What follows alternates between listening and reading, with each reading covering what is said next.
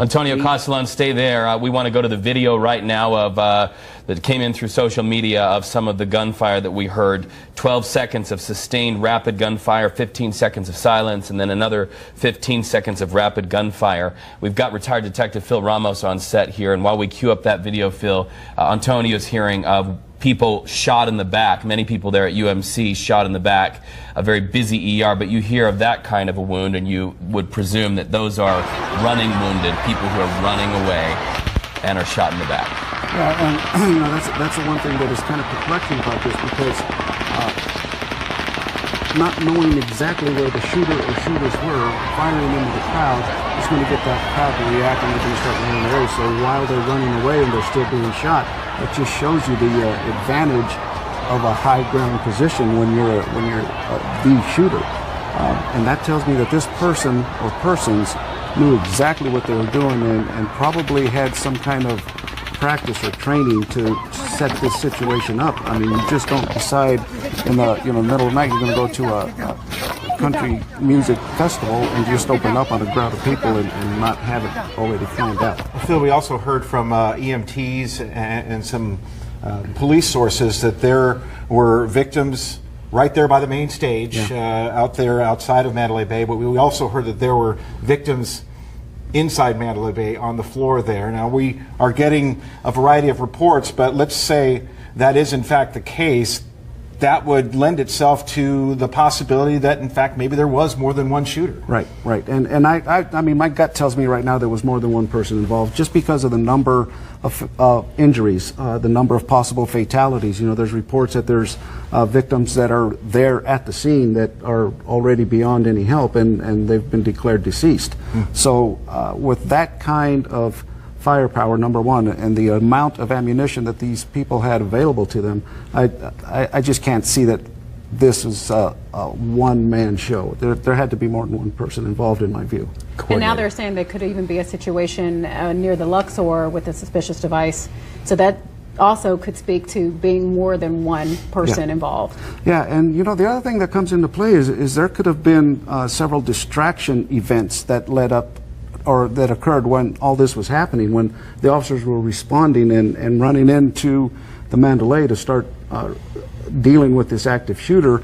There were reports of shots at different locations coming in that ultimately turned out to be false. I mean, there were officers actually, one report was at the Tropicana Hotel. There was officers at the Tropicana Hotel, and they said, no, there's been no shots fired here. Which may have been by design. The person behind this may have wanted to be the author of confusion to kind of, you know, get them off of their scent. Before we continue with you, Phil Ramos, we want to go ahead and get on the phone with Josh Jamison. He was on the 30th floor of the Mandalay Bay when the shooting broke out. What can you tell us, Josh, from your vantage point? What were you doing at the time, and how long did it take you to realize, oh my goodness, this is real? We don't have Josh anymore. What we do know, thinking of Josh in his hotel room now, is that there are a lot of people, indeed thousands of people, inside their hotel rooms who have been told by numerous strip properties, stay inside your hotel room. It is completely a lockdown, shelter in place. And so we have people who are tuning into televisions and they're watching this play out right now inside their hotel rooms, and like Josh, watching to see what happened that they heard just outside their window. Phil, maybe you can tell us a little bit about sort of the procedural protocol when something like this takes place. We're looking at video that shows a portion of the strip is bumper to bumper. So it would appear that some of the exits there near Mandalay Bay, perhaps Tropicana or Russell, are actually closed off to traffic. We know that a portion of the strip, from Nathan's report and Christie's report, has been closed off. And of course, people were evacuated. They've been kind of huddled up in specific spots, but tell me how that all gets coordinated and what is the response? Well, the very first thing that the first responding officers do is to make sure that the injured people around them are treated and taken out of the area and get some sort of medical treatment as soon as possible. I mean, the first thing they have to do is get there safely and timely, so that they don't waste their time getting in an accident or something like that. So you render aid to the injured first, make sure that those victims are taken care of, whether it's other officers coming to take care of them or medical personnel to take care of them. In this case, medical personnel couldn't come in there because of the shots being fired. Right. So the officers had to do the transporting and get them to a triage area, and then other officers. That's why you see such a huge response. There's officers taking care of wounded people. There's officers securing the area. Then there's the active shooter and the SWAT teams going into that hotel and getting there as quick as they can while the shots are being fired. Right. News 3's Christy Wilcox at times has been moved back and forth and even at one point sheltered behind a brick wall. She is talking to a victim right now. Christy? Yeah, we were sheltered under and behind quite a few things as we were making our way down the south of the Strip because police were just, pushing us down. And right here, Brianna, you were here for your 21st birthday. Yes, that's correct. Tell me a little bit about what you saw, what you heard. We went back up to the room, and as soon as we reached the room from the concert venue, we just heard constant shootings. At first we thought it was fireworks, but then it was shooting. And then somebody said something to you to tell me about that experience. Yeah, so there was a lady who pushed her way forward into the concert venue, into the first row, and she started messing with another lady and told us that we were all going to die tonight. Do you know why she was saying that? I mean, was this after the shots were fired, or? It was about 45 minutes before the shots were actually fired, but then she was escorted out by security. How does that make you feel? I mean, it makes me feel uncomfortable, especially coming here for my 21st birthday and not knowing if I'm safe, not even knowing if I'm safe going home tomorrow on an airplane. So, and how did you get out of the venue after this all happened?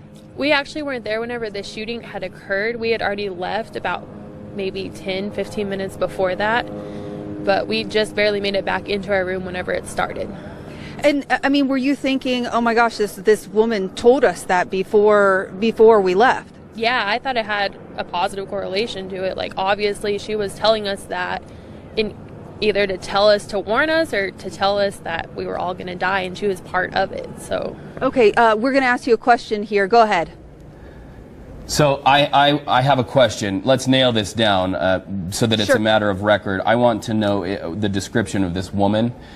We hear that this woman who made her way to the front of the stage and then told a lot of people you're all going to die tonight. I want to know from this witness here on scene the description of this woman, just so if any of our Metro partners are watching this, it is made a matter of record tonight. Okay, so they want the description of this woman. Describe to me what this woman looked like.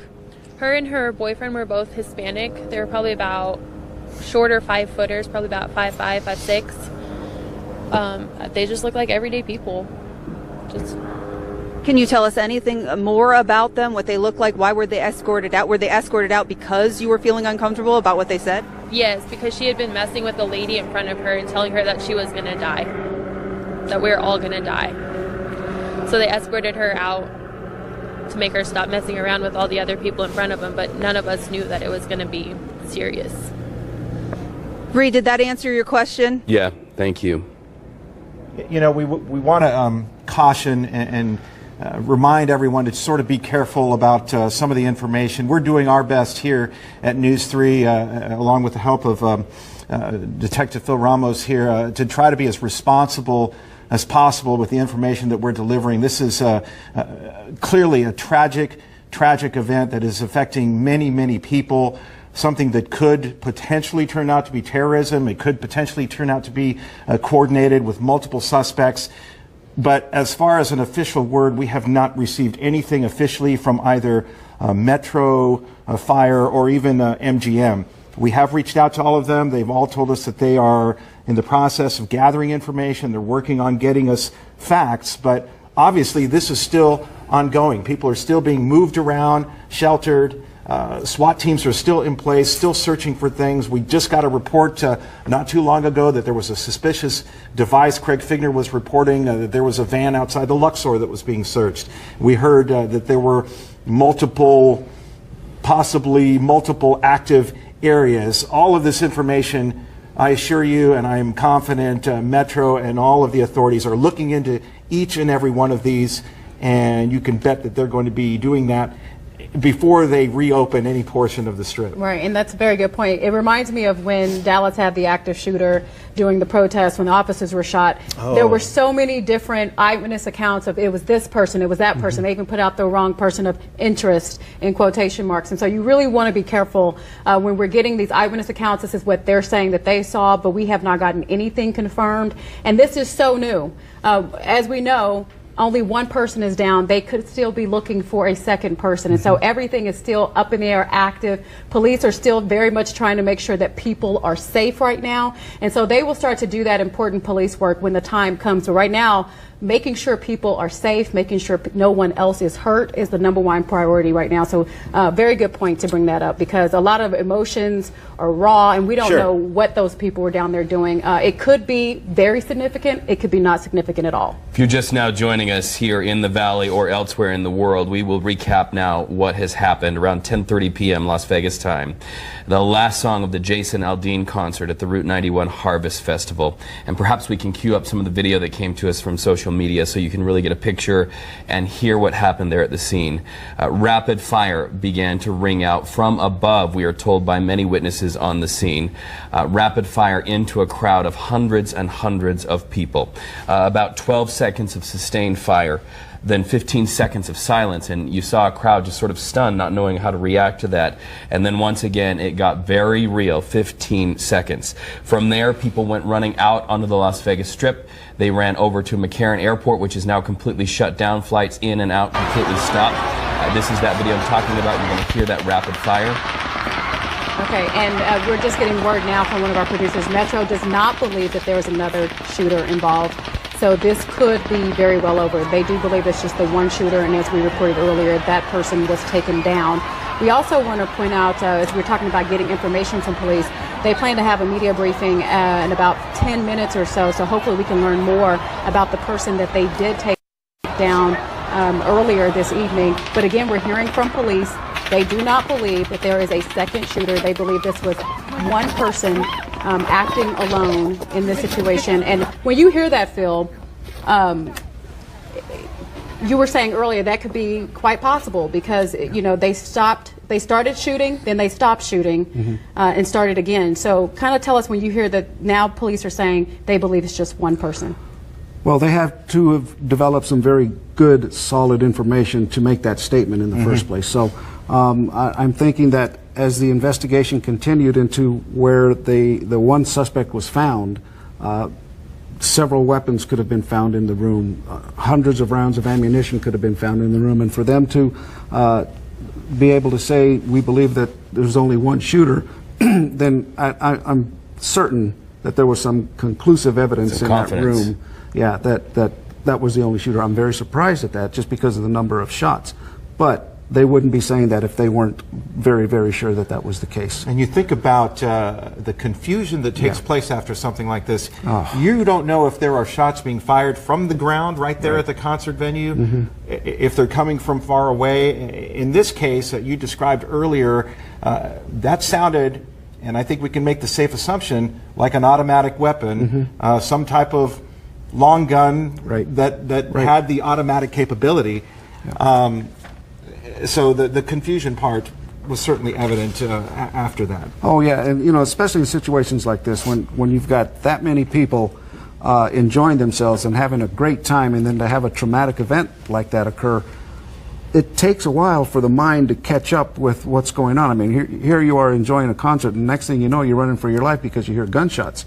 The information that comes out is going to be so varied and so different from person to person to person. And you know, I would just reiterate what Reed said. If this individual who heard a woman say, "We're all going to die tonight," if there's any accuracy to that, if you were either spoke to the woman, saw what she looked like, or heard that statement, go find a uniformed police officer and say, "I have some information that you guys need to know about." Right. They're not going to shoo you away. They're going to say, "Okay, tell me what you know," because if that's true, if that really happened, that's absolutely critical to this investigation. Let's talk about the victims who you saw running in the crowd. This is just very preliminary, but the last word that we had confirmed: 2 dead, 24 injured, 12 of them critical after the shooting at the music festival.